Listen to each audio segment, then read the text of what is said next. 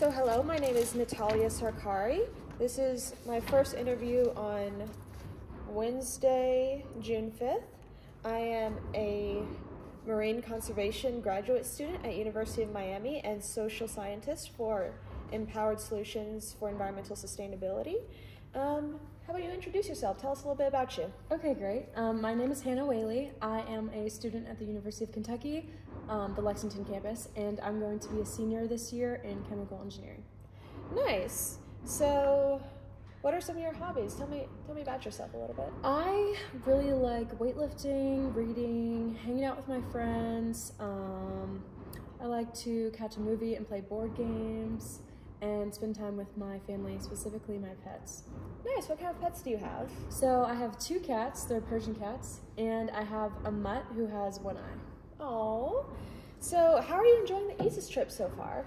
Honestly, I've been having a great time. I've been really grateful to have such an amazing opportunity, and we not only got to see Victoria Falls, which was amazing, but we've been working with just the best students here at NEST, National University of Science and Technology, and it's been really great to meet other students too in the same field as me, but from the exact opposite side of the world. That's been crazy. Nice. So you mentioned you were in chemical engineering. Mm-hmm. So what made you want to go into that field? So I'd say I've always had an interest in chemistry, and I wasn't quite sure where I wanted to go, if I wanted to do engineering or if I wanted to maybe do medical school. And chemical engineering is a great route for a variety of options. You can go into patent law, you can go to med school, you can go on to be an engineer. There's really no limit to what you can do with chemical engineering as your background. So do you have a goal set in mind, or are you just kind of playing the field a little bit? So at the moment, I have a very tentative goal because, of course, things change greatly over even the course of just a year. To graduate, get into industry, and hopefully have one of those larger corporations support me in pursuing an MBA. That is the next goal, education-wise, and to also be able to travel a little bit. So I'm definitely seeking that opportunity, and that's definitely what led me to ESES as well. Awesome. So how did you first find out about ESES, and what made you want to join our trip? So I actually have a very close friend in chemical engineering with me. His name is Derek Orndorff, and he had already been doing research for Dr. Ferris at our campus and Dr. C at the Paducah campus. And so he had told me a little bit about it, and I decided that I wanted the opportunity to do undergraduate research for Dr. C. So I reached out to him, and then Dr. C ended up telling me about the trip to give me the opportunity to go, and that's how I got here. Awesome. So what was your initial impression of ESES and, more importantly, of the polyfuel processor? So I was initially extremely impressed. That's definitely what led me to join the team. I found it amazing that he had built a very optimized version of a pyrolysis machine, because typically those are very expensive. There are usually safety protocols involved, and there are a lot of complicated factors that can go into making such things.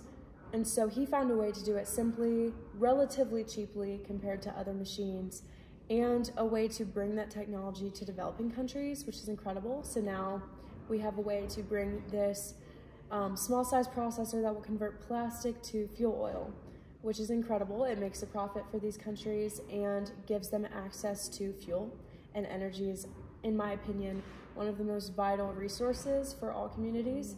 Without energy, there's no clean water, there's less access to food, there's less access to transportation and education. And so I knew immediately that I wanted to be a part of the ESES team. That's great. I love that.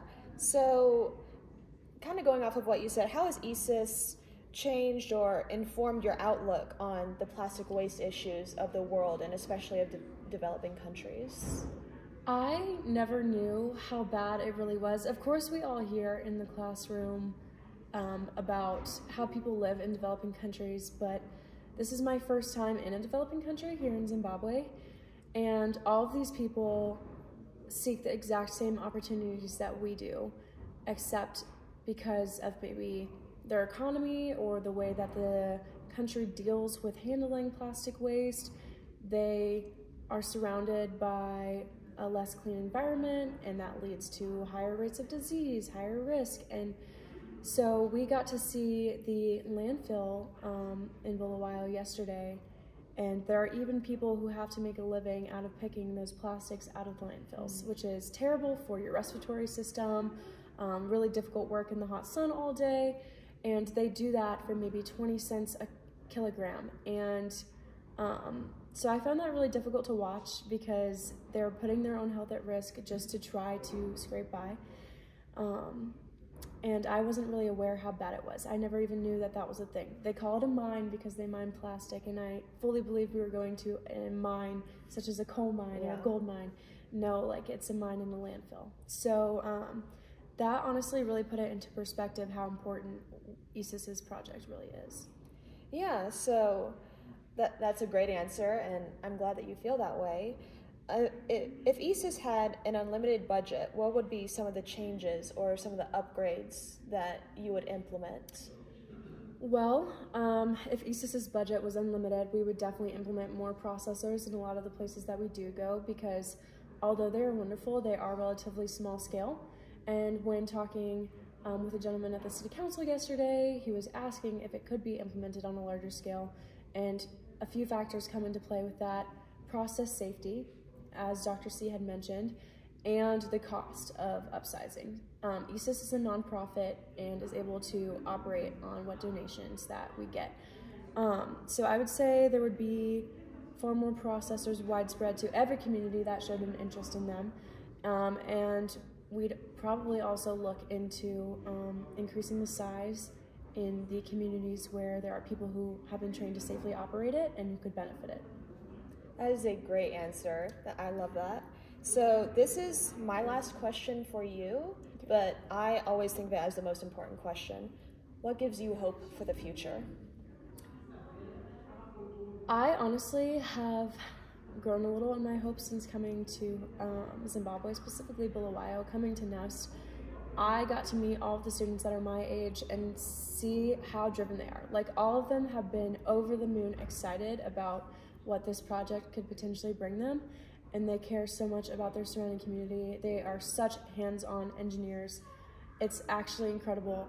And a lot of them too even want to go and maybe get their PhD or master's in another country and build up a reserve of funds to then come back to Zim and continue to work on their community. And so I've honestly never seen people who have so much investment in where they live. Absolutely never. So that gives me a little bit of hope for Zimbabwe and other developing countries if their communities are anything like Bulawayo. That's an amazing answer. So that concludes all of my questions for you, Hannah. Do you have any questions for me?